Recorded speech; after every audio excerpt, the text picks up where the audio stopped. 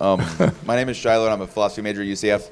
And I've been actually talking with Phil a lot just about the idea of God's omniscience kind of and/or foreknowledge, and the idea of free will. And I mean, you briefly mentioned it earlier, but I just want to hear your thoughts on, the idea that, are we, obviously we have some sort of free will, but how does that work in regard to God's omniscience and foreknowledge? Well, the Bible teaches that God foreknows everything that happens. The New Testament has a whole vocabulary of Greek words with the prefix pra, P-R-O, like prognosos, for knowledge, pramartureo, for tell, praorizo, for ordain. So the New Testament clearly teaches that God has foreknowledge of all these things that are going to happen.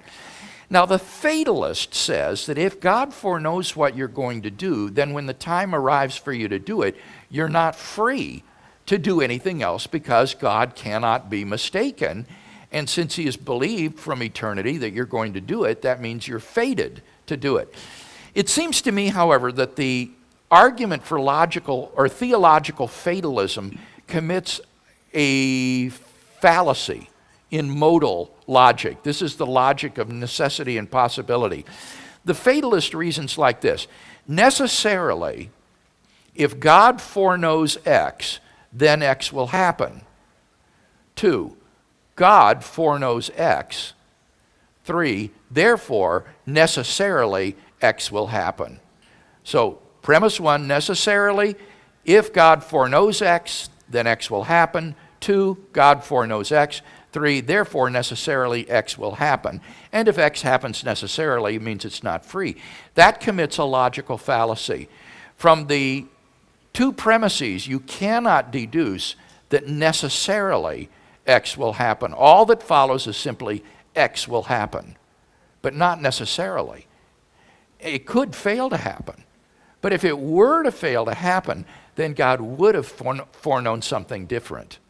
So by your actions, you have the ability, by what you do, in a sense, to determine what God will have believed in the past. His knowledge is sort of like an infallible barometer of the weather.